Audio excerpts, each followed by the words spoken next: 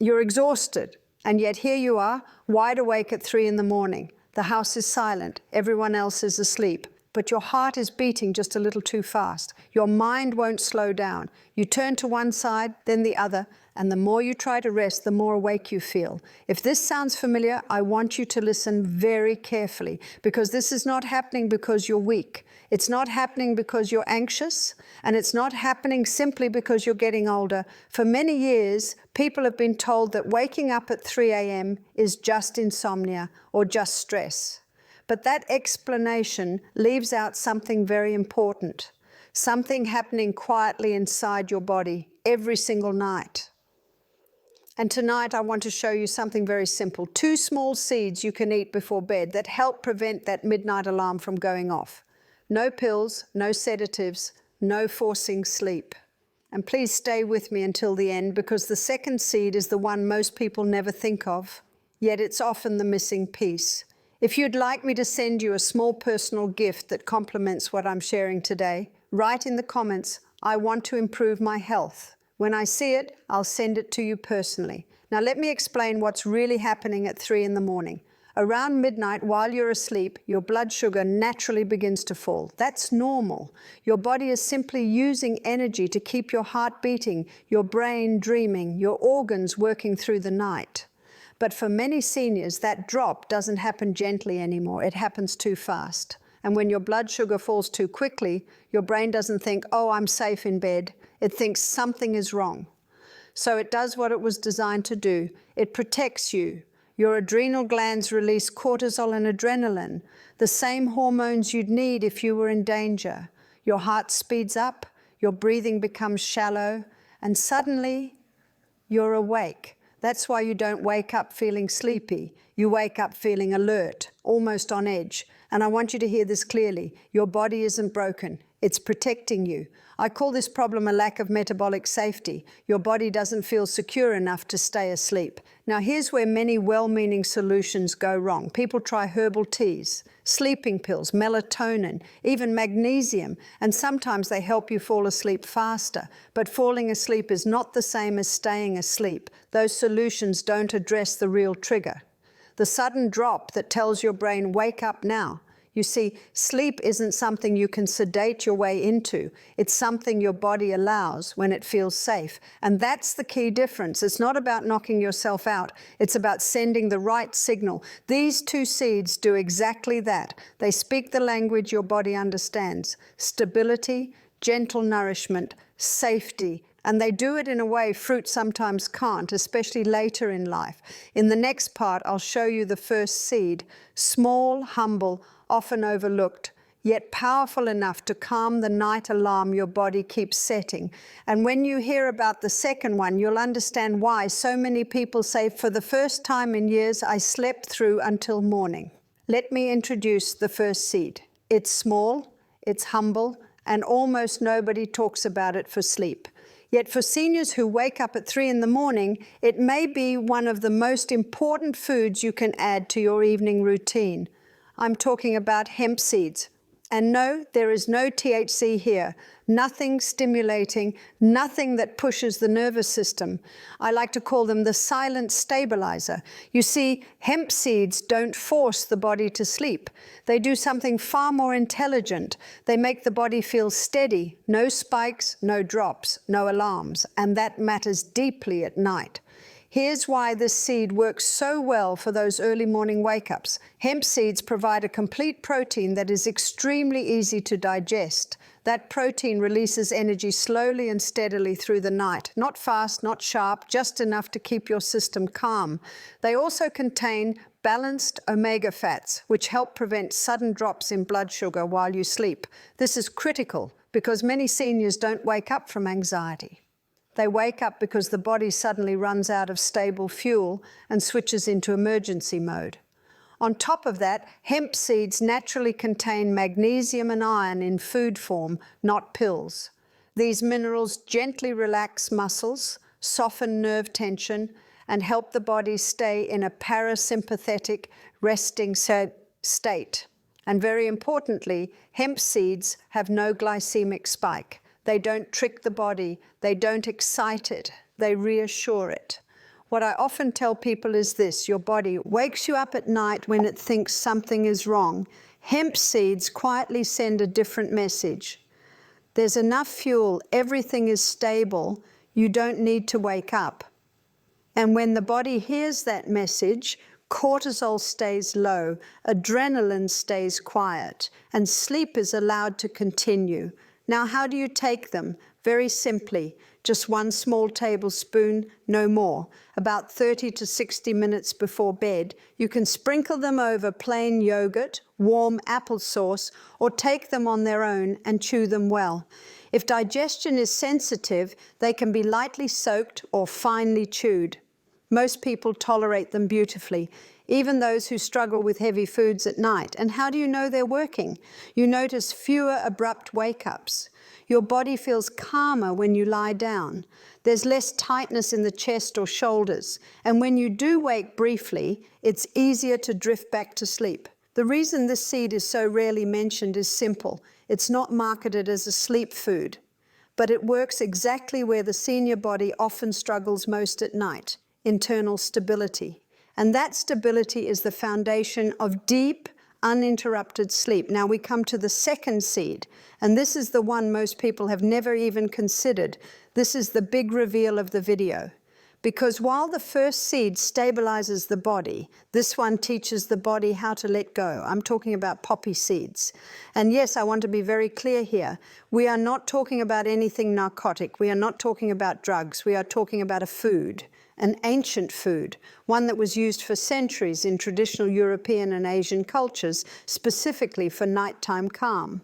I call poppy seeds the true, deep calmer, not because they knock you out, but because they remove the need to stay alert. You see, many seniors tell me something very specific. They say, "Barbara, I'm not anxious anymore, my thoughts aren't racing, but I still wake up suddenly like a switch flips."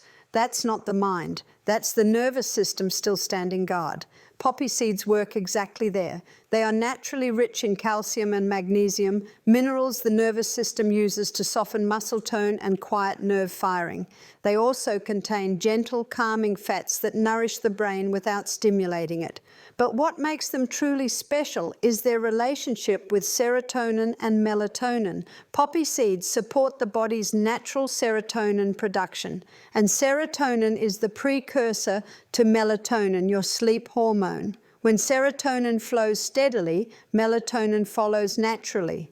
No forcing, no artificial push. They also have a direct calming influence on the parasympathetic nervous system, the branch responsible for rest, digestion, and repair. In simple terms, poppy seeds help the body release vigilance. They don't sedate you, they create internal safety.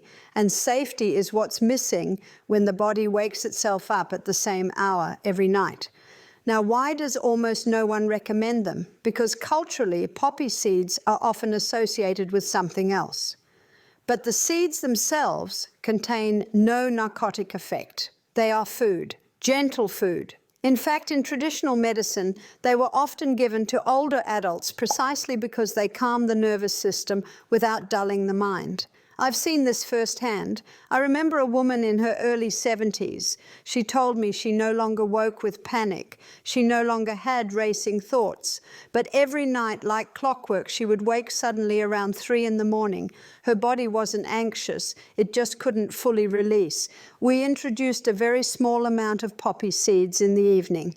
Within a couple of weeks, something changed. She told me, "Barbara, I don't wake up suddenly anymore. It feels like my body finally lets go." That's the moment when the internal clock loosens its grip, because when the body learns it doesn't have to stay alert, the habit of waking breaks. Now, how do you take them? Very gently, a small amount only, about half a teaspoon to 1 teaspoon. They should be lightly ground or soaked, especially for sensitive digestion. This makes them much easier on the stomach, taken shortly before bed, never in excess. Prepared this way, they are surprisingly soft and well tolerated, even by people who struggle with digestion at night. And this is important to understand. The goal is not to knock yourself out. The goal is to teach your nervous system that it is safe to rest deeply. When stability from the first seed meets release from the second, the body finally understands. There is nothing to guard against, nothing to fix, nothing to monitor. And when the body lets go, sleep follows naturally. That's the power of this seed. Not force, not sedation, just permission to rest. There's something very important happening inside your body at night that almost no one explains properly. Your liver becomes the night shift worker. While you sleep, it quietly manages your blood sugar, releases small amounts of stored fuel, and keeps your brain nourished until morning. It works silently, patiently in the background. But the liver needs one thing above all else: stability. When there is no steady fuel, when blood sugar drops too fast, the liver doesn't gently adjust, it panics. And when the liver panics, it sends an emergency signal. Cortisol rises, adrenaline follows, and suddenly you're awake. That's why I often say this to people who wake at 3 in the morning. You're not waking up, you're being pulled up, pulled out of sleep by a body that thinks something is wrong. What the two seeds do so beautifully is this. The first seed gives the liver steady fuel. It says, there's enough, you don't need to rush. The second seed calms the nervous system that controls the liver's response. It says, you don't need to stay alert. Together, they prevent that emergency button from being pressed. So instead of jolting you awake, the liver continues its quiet work, and sleep is allowed to deepen. When people finally understand this, there's often a moment of relief because they realize their body hasn't been failing them. It's been protecting them. Now, this part is important because even the best nourishment can be undone if the body receives mixed messages. I've seen people try these seeds and say it didn't work. And almost always one of these things was happening in the background. Dinner was either far too light or far too late. Sugar crept in at night, even in the form of healthy sweets. Alcohol was used to relax, but it quietly destabilized blood sugar hours later. Caffeine lingered longer than expected. Screens kept the nervous system alert. Or too much liquid was consumed right before bed, forcing the body into interruption mode. This is why I say very gently but very clearly, if you spike or crash blood sugar at night, you invite 3 a.m. The body doesn't know your intentions. It only knows the signals it receives. And this isn't about adding more and more solutions. It's about removing confusion. When the body stops receiving conflicting messages, it finally relaxes. So let me paint you a picture. Evening arrives and dinner is finished early enough that digestion can settle before sleep. Lights soften, the pace of the day slows. About half an hour to an hour before bed, you take your small portion of seeds, nothing heavy, nothing rushed, just enough to tell your body you are nourished. You sit quietly for a moment. Your breathing naturally slows. There's no forcing relaxation. Your body recognizes the pattern. Night after night, this same gentle rhythm repeats. And the body loves rhythm. It begins to trust again. You're not demanding sleep. You're creating the conditions where sleep feels safe to return. And that's the difference. Healing doesn't come from pressure. It comes from consistency and kindness. When you treat your body this way, it remembers what to do. And little by little, the nights grow quieter. Now let me set something very important straight. This is not magic. And it's not something that works in one single night. The body heals in cycles, not in miracles. During the first week, most people notice something subtle but meaningful. They may still wake briefly, but the sharp alertness is gone. There's less panic, and it's easier to fall back asleep. That alone tells you the nervous system is beginning to soften. By week 2 and 3, something deeper happens. The awakenings become fewer. Sleep feels heavier, more anchored. The body spends more time in deeper stages of rest. And then by the first month, many people describe a quiet transformation. Their nights feel calmer. The anxiety around bedtime fades, and mornings arrive with more energy, more clarity, and less dread.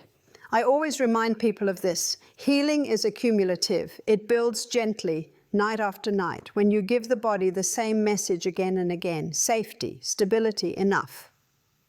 Now I want to speak directly to something I hear so often, that quiet fear. What if this is just my life now? What if I'll always wake up at 3 in the morning? If that thought has crossed your mind, I want you to hear this clearly. Your body is not broken. and it has not forgotten how to sleep. Your body still knows exactly what to do. It's not fighting the night. It's been protecting you, and protection can be softened.